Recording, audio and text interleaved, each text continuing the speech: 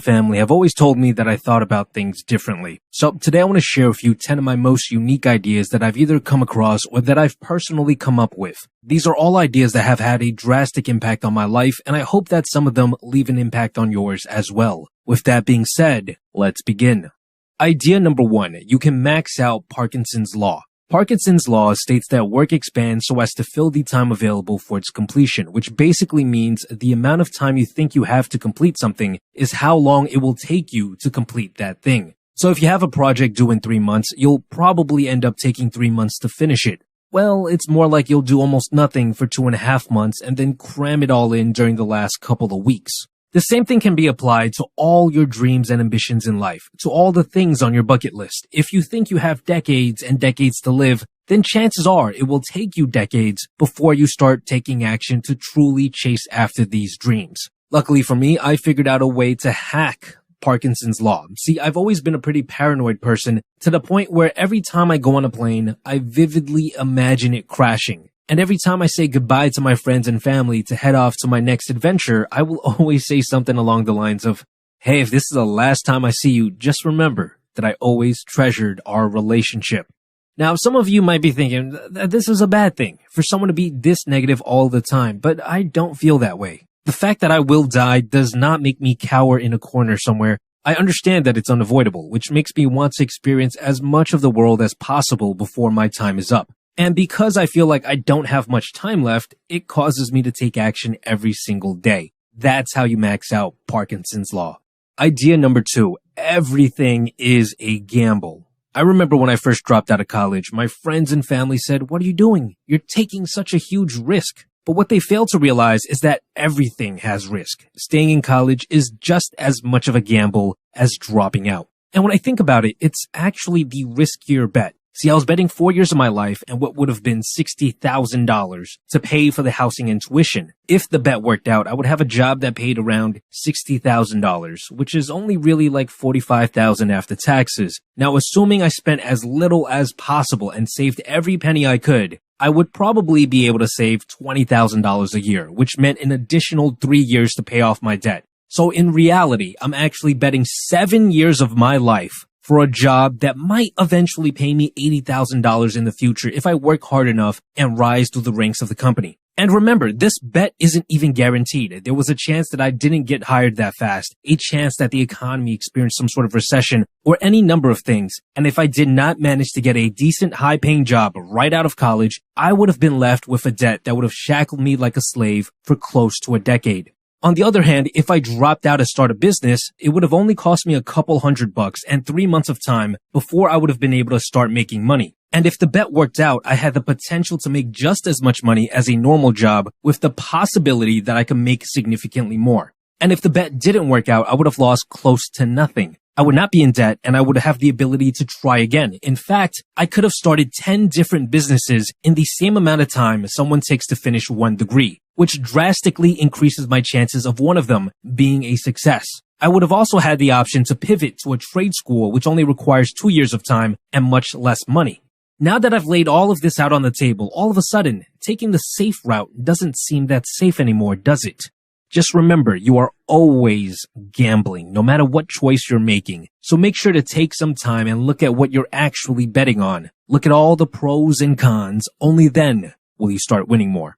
Idea number 3, buff yourself with rituals. Have you ever played a video game where you can buff yourself, where you can make your character move faster or hit stronger, all by chanting a spell or consuming a special object? Well, the same thing can be done in real life with rituals. See, the week before every New Year's, I will try to do 100 free coaching calls, and then on New Year's Eve, I will fast for the entire day and spend the large majority of my free time thinking about what I want to do the next year.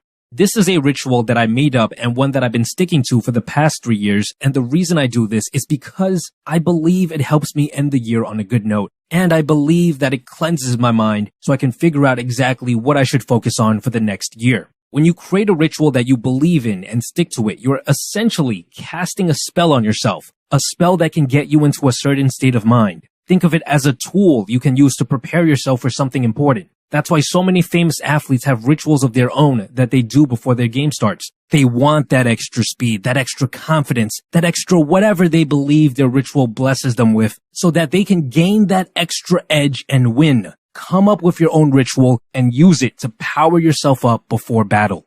Idea number 4, we're all actors. I find it very interesting when people say just be yourself, because who are we, really? If you think about it, the person you are now is probably very different from the person you were 10 years ago, and to take it even further, we don't usually act the same way around different groups of people, right? Do you speak to your parents the same way you speak to your best friend, or the way you speak to your significant other? Probably not. And that's because we are actors. We play different roles depending on which movie set that we're on. The current version of you is just a role that you've been playing for a while. And the truth of the matter is, you could change it up if you so desired. All you would have to do is go on to a different movie set, which basically means go somewhere new, somewhere outside of your comfort zone, where there are no expectations from the environment for the old you, and more importantly, where there's no one around you speaking to you as if you were the old character that you used to play. The reason it's hard to grow as a person when you're with people that have known you for a long time is because this new character that you're trying to play just doesn't make sense to them. Right? If you were watching Titanic and all of a sudden Leonardo DiCaprio, playing Jack, started acting like Leonardo DiCaprio from Wolf of Wall Street, of course, people would resist and respond negatively. So if you want to grow as a person and discover who you really are, go to completely different movie sets and experiment with different versions of yourself. Once you do, you'll start to realize which personality traits you truly enjoy. And then you can create a version of yourself that you're proud of. And once you get comfortable playing this version, you can return to your old environment as the new and improved you. Idea number 5, lower the bar. Oftentimes we'll get overly excited and raise the bar too high. We'll tell ourselves that we're going to build all these new habits and do all these great things starting tomorrow. And we both know how that tends to play out.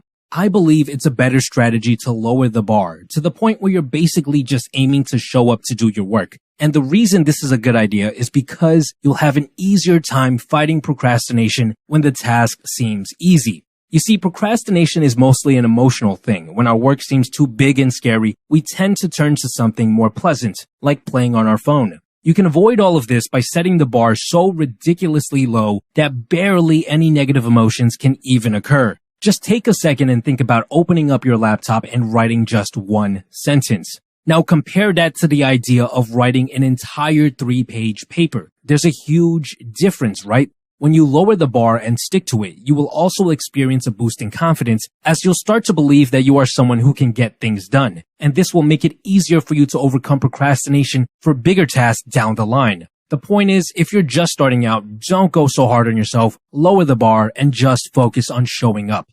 Idea number 6, the dark side of exponential growth. This is an idea that I came across in a book titled The Price of Tomorrow by Jeff Booth. So early on in the book, he asked the audience a question. If you take a normal piece of paper and you fold it 50 times, how high would it go? I want you to take a second and think about this and write your answers in the comments down below. Take a second. When I first came across this little thought experiment, I thought it was something like the height of the Empire State Building. But it turns out that the answer is that this piece of paper would get so tall that it would actually reach the sun.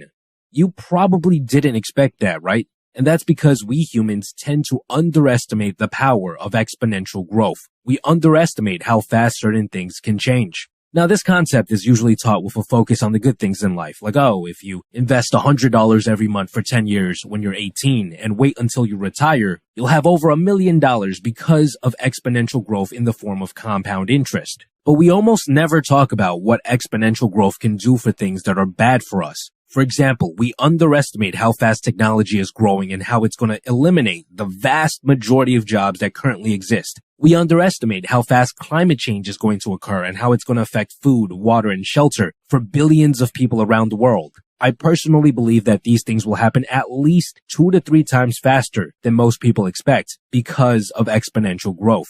Now you might be wondering, what's the benefit of this somewhat depressing idea? Well, this ties back to idea number 1, maxing out Parkinson's law. When you start to realize that things are going to happen significantly faster than people expect, it's going to cause you to take more action, and it will also give you more time to prepare. You'll be ready when things get rocky. Idea number 7, start off assuming good.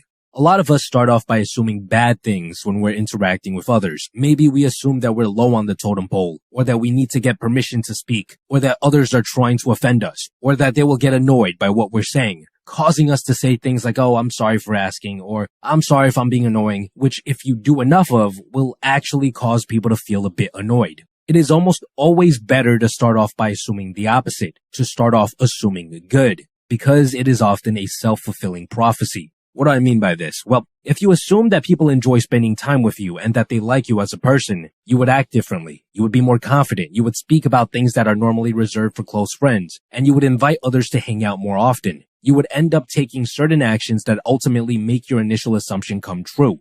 Now, of course, you're not always going to be right. You can assume that someone likes you when in reality they don't. You can assume that they have good intentions when they don't. It's impossible to be right 100% of the time, but it's still better to start off assuming good and keeping an eye out for real proof that your assumption is wrong. And that's because assuming that people don't like you will cause you to take certain actions that would actually make you less likable. Like I said, it's a self-fulfilling prophecy. Moving on, we have idea number 8.